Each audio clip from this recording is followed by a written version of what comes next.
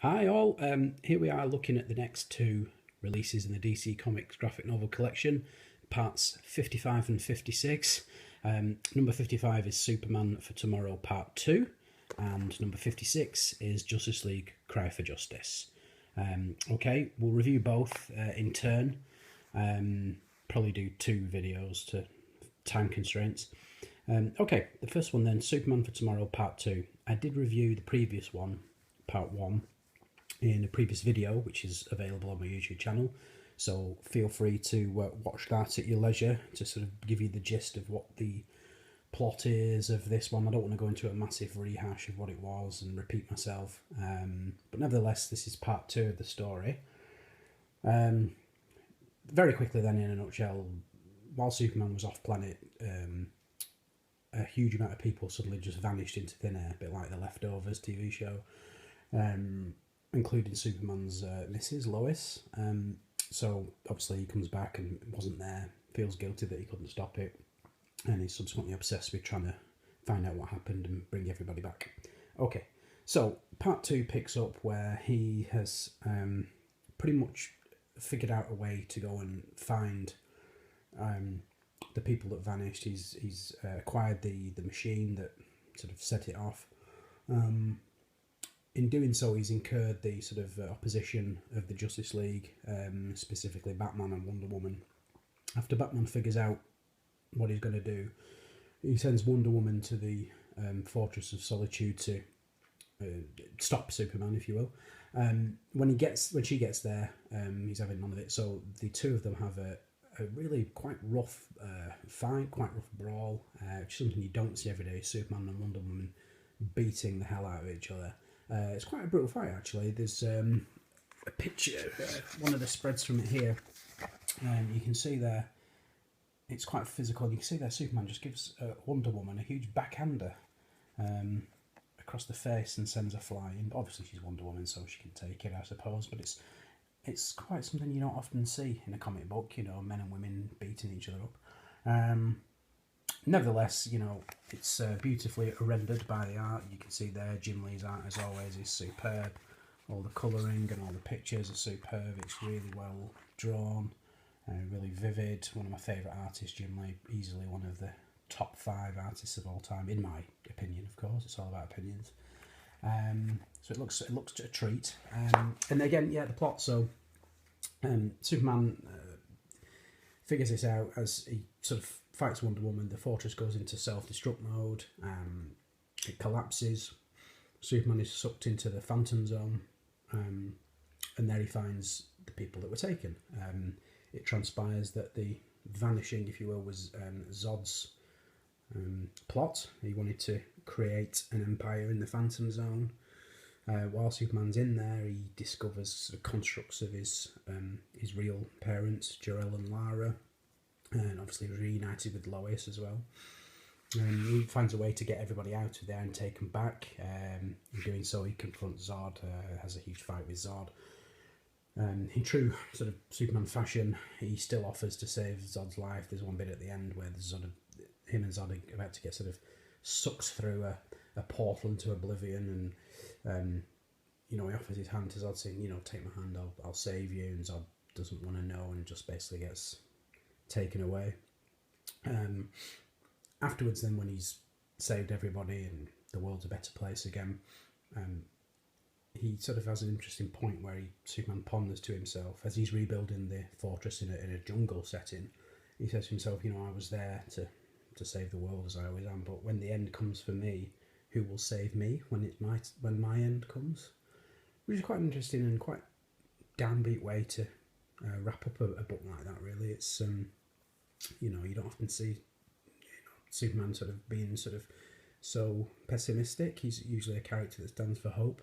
So quite a downbeat way to end the book, but overall a good read. I wasn't too keen on the explanation for the vanishing, really, with it being sort of Zod's plot in the Phantom Zone. You know, they could have gone any way with it and decided to just do it that way, which, you know, I think was a bit of an anticlimax. But overall, over the 2 parts, it's a good read, beautiful art, well written, good dialogue, and well worth a read, I would say. Okay, that's number 55, Superman for Tomorrow Part 2. Okay, now part 56 is Justice League Cry for Justice. This book's an absolute slobber knocker. Really impressive. One of the best I've read in this collection, actually. Written originally in 2009 by James Robinson. Now, the art is drawn by an artist called Mauro Casciglioli, which I think I've pronounced that right. But his art is absolutely a visual feast. I mean, you probably can't see well the quality of my dreadful iPhone camera, but his drawings are really well done. They're like paintings, shades of Alex Ross, really, with the way he does it. Everything's really vivid, the colour lines. I mean, look at this panel here with Green Lantern and Green Arrow. The whole book is like this. It's really well drawn, really vivid, really well captured. Everybody looks like a real person. Look at that picture there of Superman in the half shadow. Looks a bit like Christopher Reeve, actually. That's really well done. Cracking book. Really, really highly recommend this one. In a brief nutshell, this follows on from Final Crisis. For those of you who've read Final Crisis, for those of you who haven't read it, go out and buy a copy now. Go online and order it. Spoiler alert again. During the events of Final Crisis, two key Justice League members die. Martian Manhunter and Batman seemingly dies anyway. Obviously, due to comic book death, no one stays dead. Subsequently, both came back, but at the time they were both gone. And as a result, certain members of the Justice League decide that they want to take a harder line approach to fighting crime. So Green Lantern, Green Arrow, and also Starman, Captain Marvel there, Kongorilla is one of my more interesting characters, I find. Supergirl as well, and the Atom. They decide to proactively take the fight to criminals rather than being reactive, which is kind of what the Justice League are. They react to a situation and go and stop it, whereas here they were going preemptive strikes. So what they do is they decide to go out and take down as many villains as they can with a sort of harder approach to it to stop any more fatalities on their side. What they find is, for a general sort of sequence of events, that various bits of special tech are being stolen from different places around the world by quite sort of low-level villains. As it turns out, they're all being stolen for one guy's use, which is Prometheus here, as you can see there, Prometheus. A different version of Prometheus than you would have seen in the Arrow TV show that was out, the last season of that finished a few months ago. Different kind of character to that. Some similar motivations, but a very different kind of character.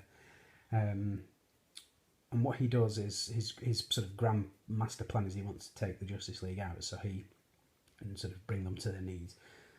So he's built all this tech, and then he infiltrates the Justice League satellite headquarters, and decides to take on the Justice League. And his helmet there with the weird-looking antenna sticking out basically is programmed a way into it for him to take on any single member of the Justice League and beat them one-on-one. He's programmed it to identify a method to beat them. So he basically engages them and sort of destroys them all. There's one especially gruesome bit where he takes on Roy Harper, and Roy, it doesn't end well for Roy, as you can see in the artwork there. I mean, look at that, his arm's gone, the side of his face is burnt. He's pretty done, to be honest with you. He says there, oh, I can't feel my fingers. Yeah, understatement there. Look at that, that's pretty graphic. This is definitely not one you would let your kids read, unless you're pretty messed up in the head. So yeah, anyway, race to the end, he's engaged them all, they eventually subdue him, but then he reveals his master plan, which was basically to, using all this tech that's been stolen, he's built these sort of devices that sort of interdimensional portal openers, and basically by setting them off in various cities, he is destroying said cities, and there's no way of stopping it apart from him sort of deactivating them. Obviously the various members of the League go and try and save the cities, but it's not working. Thousands and upon thousands of people are dying, literally. The only way he says, if you let me go, I'll deactivate them and you can save the world. Despite everything he's done, and they eventually said, well, we've got to do it. So they let him go. He's good to his word. He deactivates it, but obviously the damage has been done. And obviously you think that's the end of it, and then the epilogue to this story is pretty shocking, really. Obviously what he did to Roy Harper, and also during one of the cities, Star City, he's attacked Green Arrow's home, and Green Arrow's granddaughter is killed in the melee. So Green Arrow's particularly got an axe to grind with him. And the very last end of the book, we'll just sort of try and show you that, so you can see what actually happens. That's the devastation in Green Arrow City there, just thousands upon thousands of dead people. But the end of the book is quite shocking, really, for a superhero book. You see Prometheus is back in his lair plotting his next move, then all of a sudden Green Arrow basically puts an arrow into his brain and kills him, just in cold blood murders him. And then the final panels is Green Arrow just looking at him saying justice, and then just coldly walking away, leaving his dead body behind. Now, that's something you don't often see in a comic book. You know, heroes don't tend to kill people in cold blood. It's extreme rarity, a collector's item. Normally they'll, you know, even if the most unspeakable things have happened to them or their immediate loved ones, they'll still sort of take the baddie alive. But here he just puts an arrow straight into his brain and kills him. Subsequent Green Arrow stories after this have sort of see him struggling with his guilt over doing such a thing, and you know, he sort of sinks quite low on a personal level as a result of doing that, and that's quite an interesting way to show it. But overall, fantastic book, really good, really dark, really good story, really well written, beautifully drawn. Really can't recommend this one enough. Actually, this is one that everyone should try and read at some point. And that's number 56. So 55 and 56, a good couple. When we get 57 and 58, we'll look at them again, and you know, perhaps show them online. But that's just the ones that are out for now. Okay, see you later. Bye.